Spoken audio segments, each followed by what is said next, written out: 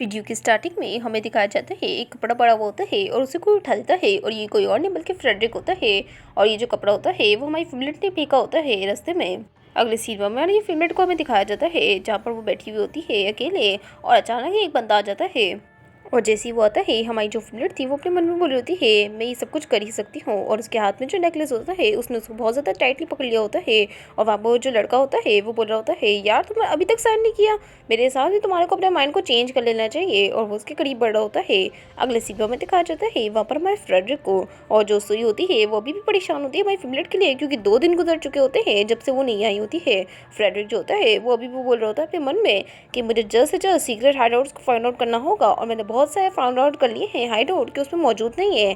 5 places जो हैं उसमें अभी रह गई हैं, मुझे और भी उनको 1 बाय 1 करके ना छानबीन करनी होगी। और पर सोई जो होती है वो बोल रही होती है बस उम्मीद हो कि उन्होंने वो नेकलेस पहना हुआ हो। आयज़र जब उससे पूछता है तो वो बताती हैं कि उस नेकलेस में असल में एक हिडन टूल मौजूद है जिसके ज़रिए वो अपने दुश्मन पर अटैक कर सकती हैं। अगर वो ना उनके पास मौजूद होगा तो आराम से उनको है ना इमरजेंसी में प्रॉब्लम नहीं होगी। फिर वहाँ पर ये सब कुछ बताकर अगले सीन में दिखाया जाता है फ्रेडरिक को जो है ना हमारी सुई से बोल रहा होता है कि अगर उसने पहना हुआ ना हो तो फिर भी हमें ये इंश्योर करना होगा कि मुश्किल के वक्त उनके पास ये मौजूद हो। और हमें दिखाया जाता है वहाँ पर वो जो होती है ना सोई वो उसी नेकलेस को पहना रही होती है। और अगले सिनेमा में आयज़र को दिखाया जाता है जो बार बार हमारी फीमेल लीड के बारे में सोचा जा रहा होता है कि आखिर उसके साथ क्या हुआ होगा। और उसे बहुत ज़्यादा शदीद लेवल का गुस्सा आ रहा होता है। वो याद करता है हमारी फीमेल लीड की वॉइस, उसके फेस को। और वहाँ पर वो बार बार यही चीज़ें याद कर जा रहा होता है, उसकी स्माइल, ये सब कुछ याद करते हुए अचानक ही उसको कॉल आती है। और वहाँ पर वो जो होता है कॉल उठा लेता है। और हमें दिखाया जाता है ये कॉल किसी और की तरफ से नहीं बल्कि सरीना की तरफ से आई हुई होती है। और सरीना जो होती है वो तो काँप रही होती है। फिर हमें पता चलता है कि सरीना ने कैसे कॉल करी है। वहाँ पर उसी वेपन के ज़रिए उसने है ना उसी बंदे पे अटैक किया होता है ताकि है ना उस जगह से निकल कर आयदर को अपनी लोकेशन को बता सके। और वहाँ पर वो बहुत ज़्यादा काम भी रही होती है क्योंकि उसके लिए ये लाइफ टाइम अपॉर्चुनिटी होती है। अगर वो नहीं बता पाई सही तरीके से तो वहाँ पर वो लोग जो है उसे ढूंढने नहीं आ पाएंगे। हमें दिखाया जाता है वो रोरी होती है। और ये बात जो होती है वो हमारे आयदर ने भी नोटिस कर ली होती है। वहाँ पर वो सारी लोकेशन वगैरह बता देती है। और वो ये भी बताती है कि मुझे इतना ज़्यादा डिटेल में नहीं पता है क्योंकि उन्होंने मेरे को है ना ब्लाइंड फोल्ड लगा दिया था ताकि मुझे एग्जैक्ट ना जगह का मालूम ना हो सके। लेकिन मुझे ये तो पता है कि वो वेलनर बर्ज है ना उसी की ना तरफ है ना मौजूद है और एक घर में मौजूद हूँ मैं। और वहाँ पर है ना इन लोगों ने मुझे कैदी बना के रखा हुआ है।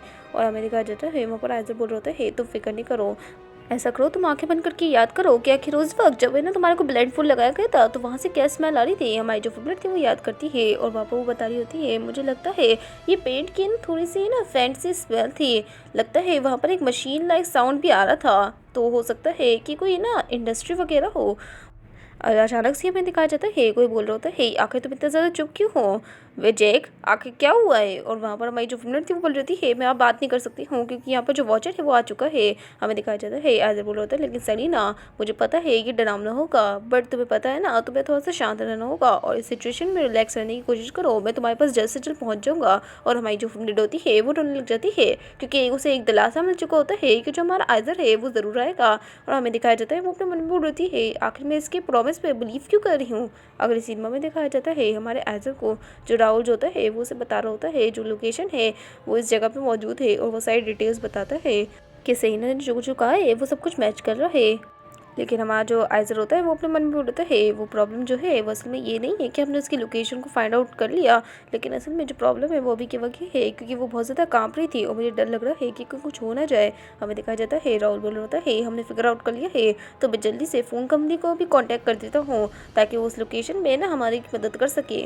और हमें दिखाया जाता है आयज़र बोल रहा होता है नहीं राहुल, अभी के पास हमारे पास है ना इतना ज़्यादा टाइम नहीं है, जितना ज़्यादा जल्दी हो सके दोनों प्लेसेस पर एक ही टाइम पर हमें अपने बंदों को भेजना होगा। जल्दी से जो न्यूली हायर्ड सिक्योरिटी गार्ड्स है उनको कांटेक्ट करो और साथ ही पुलिस को भी कांटेक्ट करो। और मैं दिखाया जाता है राहुल बोल रहा होता है ठीक है मास्टर मैं समझ चुका हूँ। अगले सीन में दिखाया जाता है हमारा जो आयसर होता है वो तो अपने मन में बोल रहा है ये दोनों प्लेसेस इनमें से कोई एक हो सकती है, आखिर कौन सी लोकेशन होगी जहाँ पर वो हो सकती है। फिर वहाँ पर हमें दिखाया जाता है वो है ना एक कॉल उठाता है उनके बीच में दोनों बातचीत होती है लेकिन हमें पता ही नहीं जाती है। वहाँ पर हमें दिखाया जाता है हमारा जो आयसर होता है वो है ना कॉल को कट करता है और जल्दी से गन निकाल लेता है और वहाँ पर तैयार हो चुका होता है और बोल रहा होता है राहुल ऐसा करो, पुलिस को तुम्हें ना टाइटन भेज दो और हम लोग जो है वो हेलन टाउन जा रहे हैं। हमें फोन कन्वर्सेशन बताई जाती है कि कैसे जो हमारा ना आइजर था वो किसी से बात कर रहा होता है और ये असल में कोई और नहीं बल्कि फ्रेडरिक होता है, जिसने लोकेशन बताई होती है कि असल में कहाँ पर हमारी फिमलेट मौजूद है और ये भी कि असल में कितनी ज़्यादा टेबल स्टोरी है ना बिल्डिंग है और साथ ही कितने आदमी जो है वो भाई फिमलेट को गार्ड कर रहे हैं। फिर वो मजीद बताता है चेक पॉइंट आ गया था बाउंड्री के उधर, तो इस वजह से मैं फॉरेस्ट में एंटर नहीं कर पाया और मैं आगे प्रोसीड भी नहीं कर सकता हूँ। तो हमारी जो आइजर था वो अपने मन में बोल रहा था हाँ बिल्कुल फ्रेडरिक जो है वो प्रोसीड नहीं करेगा। और हमें दिखाया जाता है फ्रेडरिक बोल रहा होता है वैसे भी यहाँ पर ज़्यादा टाइम नहीं है, तुम है ना अपोजिट साइड से भी जा सकते हो लेकिन तुम डायरेक्ट एंट्री भी मार सकते हो वहाँ से, तो इस वजह से जल्द कोशिश करो। और हमें दिखाया जाता है वहाँ पर हमारा आइजर होता है वो बोल रहा होता है मैं तुम्हें इन्फॉर्म कर दूंगा। अगले सीन में दिखाया जाता है हमारी फिमलेट को जो बंद होती है अभी भी, और वहाँ पर वो जो होती है ना जल्दी से बेड पर लेट जाती है और वो बोल रही है कि ना कब तक आओगे तुम लोग। और हमें दिखाया जाता है वो याद करती है हमारे आइजर के पास जिसने कहा था कि मेरे नाम से पुकारा करो मुझे, और हमारी जो फिमलेट थी वो बोल रही है मेरे पास कोई रीज़न ही नहीं है कि उसको उसके नाम से पुकारो, लेकिन शायद एक दिन मुझे ना उसके नाम से ही मुझे पुकारना पड़े उसे। फिर वहाँ पर वो बोल रही है मेरा जो माइंड है वो बहुत ज़्यादा ब्लडी महसूस हो रहा है, मुझे बहुत ज़्यादा प्यास भी लग रही है और मुझे अजीब से महसूस हो रहा है। फिर वो याद करती है वही सारे इमोशंस जो उसको है ना आइजर के लिए फील होते हैं। अचानक ही कोई जो होता है वो है ना अंदर आने की इंटर करता है और हमें ये दिखाया जाता है ये एक बंदा होता है जो बोल रहा होता है ऐसा लगता है विक्टर जो है वो आ चुका है। ये लड़की क्या तुम पागल हो गई हो, तुम्हें मरने का बड़ा शौक है, जल्दी से इस पेपर पे साइन कर दो वरना तुम मर जाओगी और तुम्हारे साथ साथ हम भी मरेंगे। वहाँ पर वो जो होता है ना उसे फोर्स कर रहा होता है और हमारी फिल्म बोल रही है मेरे करीब मत आओ मैं नहीं करूँगी, और वो बहुत ज़्यादा डर चुकी होती है।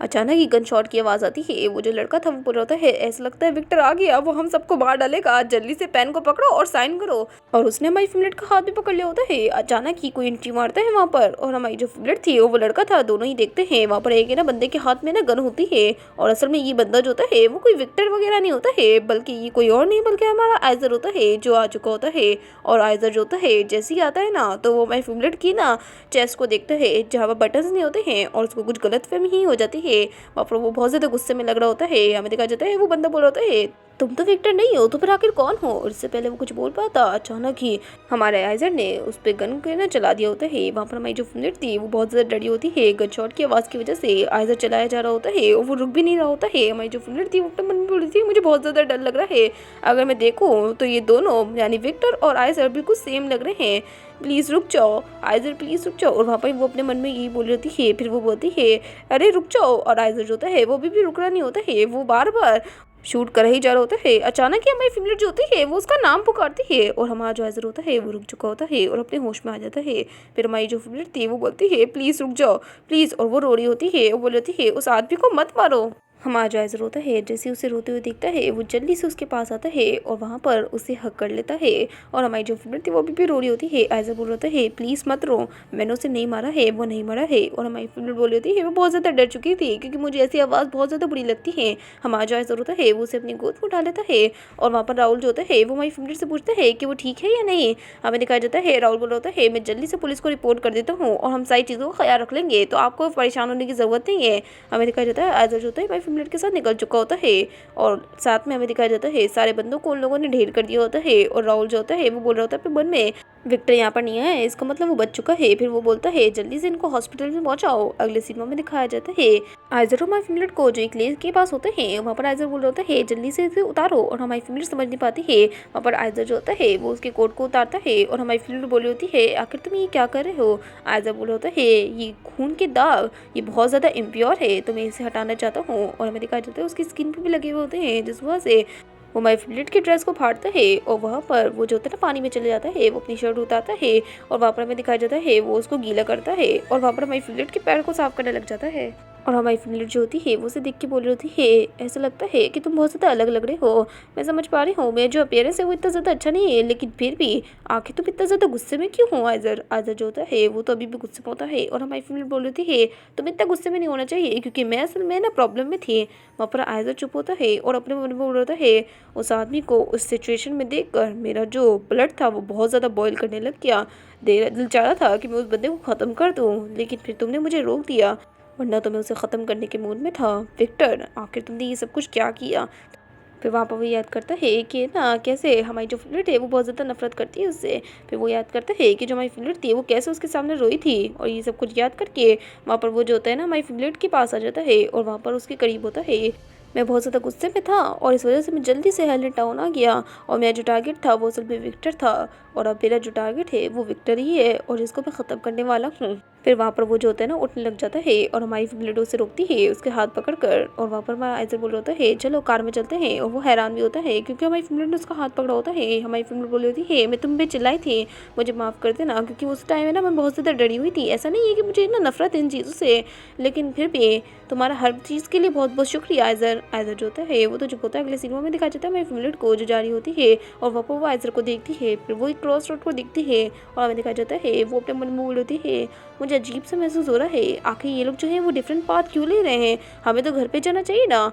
और वहाँ पर वो ये सब कुछ कहकर सो चुकी होती है। अगले सीन में हमें दिखाया जाता है विक्टर को जो उस जगह पे पहुंच चुका होता है और वो अपने आदमी से पता लगाता है कि असल में यहाँ पर आइजर आया था जिसने सारे लोगों का काम तमाम कर दिया है और सेलिना को लेके चले गया है। फिर उसे बंदे से अपने एक और बात पता चलती है कि सैरा की असली आइडेंटिटी जो है ना वो असल में सेलिना है। फिर वो बोलती है सच में वो आइजर की वाइफ है, क्या तुम श्योर हो? वो बोलता है हाँ बिल्कुल। और हमें दिखाया जाता है वो ये सारी चीज़ें बताता है और वो बोल रहा होता है जल्दी से इन्वेस्टिगेट करो सैरा को। और दूसरी चीज़ सेलिना के बारे में और चीज़ें पता लगा। वो बंदा बोल रहा होता है बहुत सालों से हम लोग जो है वो इतनी देर से ना ढूंढ रहे थे सैरा के बारे में इन्फॉर्मेशन। वो एक मिस्टीरियस पर्सन थी, लेकिन जैसे ही सेरेनिटी फैमिली जो थी वो बहुत ज़्यादा प्रॉब्लम में चली गई तो वो है ना अचानक ही पब्लिक में अपेयर हो गए। और यहाँ पर बात हो रही है सैरा की, वो फोटोज़ में भी आती थी। हमने बहुत ज़्यादा ढूंढने की कोशिश करी, हमें कोई ना ट्रेस नहीं मिला, लेकिन अगर हम सारी कड़ियों को मिलाए तो हमें ये पता चलता है कि मिस सेलिना ही असल में सैरा थी। और वहाँ पर वो है ना अपने आर्टवर्क्स को कलेक्ट करी थी इस तरीके से।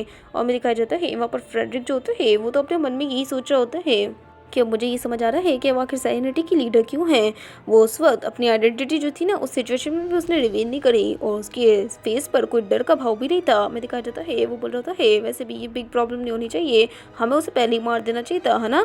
और हमें दिखाया जाता है वहाँ पर फिर वो जो होता है ना बोला जाता है वैसे भी उसके बहुत सारे यूजेस थे मेरे लिए और वो मेरे लिए बहुत ज़्यादा काम कर सकती है। अपने मन में बोलता है वो आइजर की वाइफ है, सेरेनिटी फैमिली की हेड है और एक वेल्थी मिस्टीरियस सैरा नाम की एक लड़की भी है। सच में एक ही पर्सन में इतनी सही पर्सनालिटी होना अजीब चीज़ नहीं है।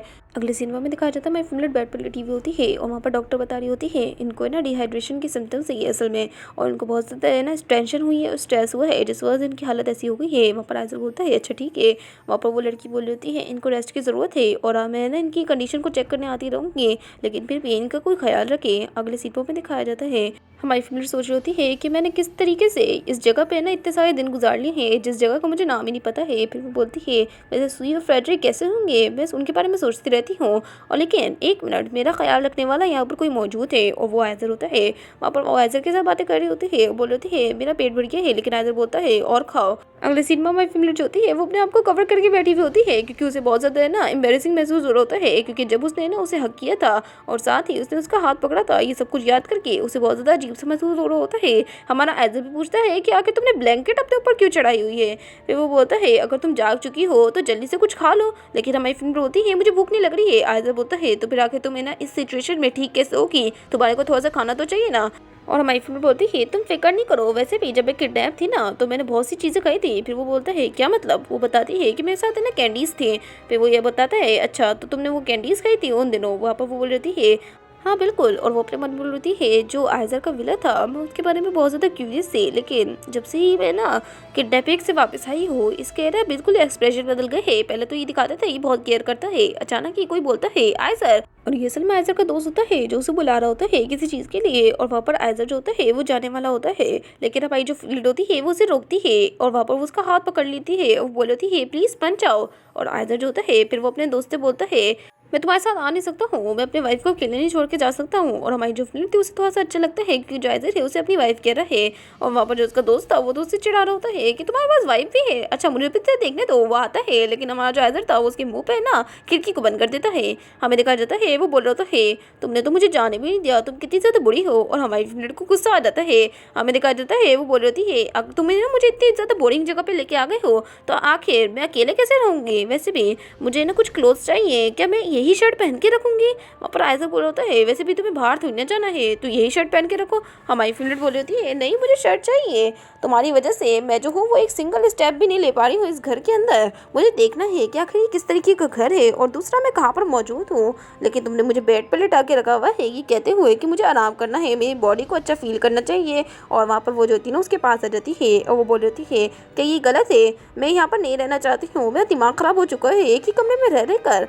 फिर वहाँ पर हमें दिखाया जाता है आयज़ा जो होता है वो उसकी तरफ देखता है और वो जो होता है ना अपने फैमिली को देख के अपने मन में बोल रहा होता है अगर मैं तुम्हें घर लेके चले जाते इस सिचुएशन में तो मेरे हिसाब से तो मैं ना अपने आप को ठीक नहीं कर पाती अच्छे से, क्योंकि एम्प्लॉयज़ डॉक्टर्स और सबका है ना प्रेशर होता और सब लोग तुम्हारे ऊपर होप करते कि तुम जल्दी ठीक हो जाओ। लेकिन ये जो फ़नी इमोशन है तुम्हारा जो मैं भी फील कर पा रहा हूँ ये बहुत ज़्यादा चाइल्डिश कर रहा है। हमें दिखाया जाता है वो उसे बोलता है तुम जा तो सकती हो मेंशन में लेकिन इसी मेंशन में घूमोगी। और वहाँ पर हमारी फैमिली का मूड और ज़्यादा ख़राब हो जाता है और वो अपने मन में बोल रही होती है आखिर तुम मेरे साथ हो ही क्यों, क्योंकि मेरा दिमाग ख़राब हो रहा है तुम्हारे साथ रह कर एक ही प्लेस पर बिल्कुल चुपचाप, तुम बात भी नहीं करते हो, बुक ही पढ़ते रहते हो। फिर वहाँ पर वो बोल रहा होता है आखिर क्या हुआ, और हमारी फैमिली बोल रही होती है ऐसा कुछ भी नहीं है।